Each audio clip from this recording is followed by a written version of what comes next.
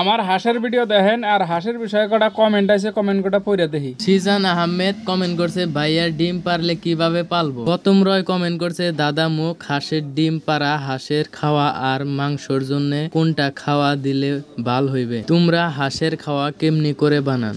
Babul Mallick love react দিছে। S Das comment করছে 40টা হাঁস কিনছিলাম ভাই, 39টা মরে গেছে, লাস্টে একটা মনের দুঃখে বিক্রি করে দিছে।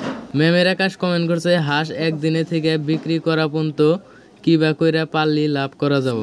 তাজউদ্দিন আহমেদ কমেন্ট করছে ভাই হাঁসের বাচ্চা বেমারের জন্য কি কি মেডিসিন খাওয়ান লাগে।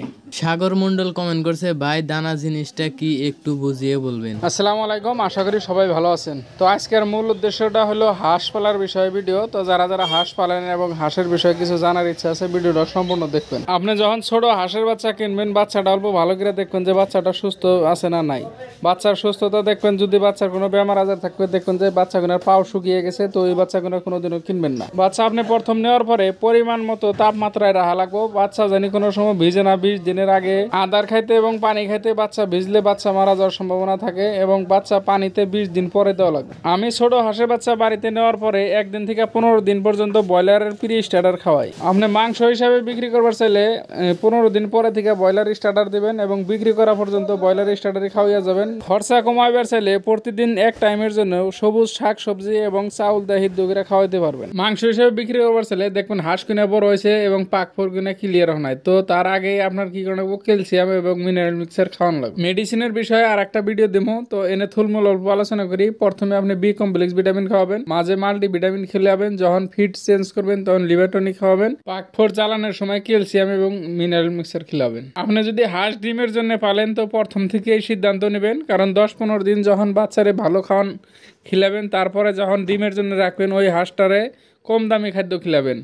তো কম দামি খাদ্য খিলানোর পরেও দেখবেন যদি হাঁস কিনে বেশি কাবু হয়ে যায় তো ভালো, আবার মাঝে মাঝে অল্প ভিটামিনের পরিমাণটা বাড়িয়ে দেবেন এবং অল্প ভালো খাদ্য দেবেন, কারণ বাচ্চার স্বাস্থ্যর দিকে খেয়াল রেখে ওরে অল্প কম দামি খাওয়ান খেলে রাখবো। তো বেশি স্বাস্থ্য হয়ে গেলে তেল হয়ে গেলে ওইগুলো আর ডিম দেয় না। আবার কতজনে কম দামি খাদ্য খিলাইতে হাঁসের বাচ্চাগুলো কাবু করতে করতে মানে বেমার হয়ে বহুত মারা যায়। তো আমরা 2টা লাইন ক্লিয়ার করলাম, একটা হলো হাঁস ডিমের জন্য পারলে কিভাবে ফেলা লাগে, একটা মাংসের জন্য পারলে কিভাবে ফেলা লাগে। বহুত সময় দেখা যায় একই পাতে হাঁস বহুত ছোট বড় থাকে। ছোট বড় থাকার বহুত কটা কারণ থাকে।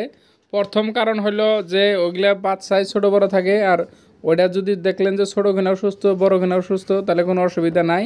কিন্তু যদি দেখলেন যে আপনার ছোটো বাচ্চা কিনাও অসুস্থ বড় কিনাও ভালো, তখন দেখবেন যে আপনার দানার খাওয়ানি পাত্র মানে যেটা ফিড খাওয়ান ওই পাত্রগুলা কম হয়েছে এবং জায়গা কম হয়েছে। তো যদি ওই পাত্র কম থাকাতে ছোটো কিনা যদি আদার কম খাইবার পারে, আদার যদি কম খায় তাহলে বুঝবেন যে ছোটো কিনা কিন্তু বেমার হবো, আর ওই বেমারের থেকে কিন্তু বড় কিনাও বেমার হবো। তো ওই যে বস্তুটা খেয়াল রাখবেন, সবসময় খাদ্য দেওয়ার সময় প্রত্যেকটা হাঁসে জানি এক লগে খাইতে পারে ওইভাবে খাদ্যর সিস্টেম করে দেবে। আপনার হাঁসের যদি ফ্রি খাদ্য খাওয়াইতে পারেন তাহলে সবচেয়ে বেশি লাভবান হওয়া যায়।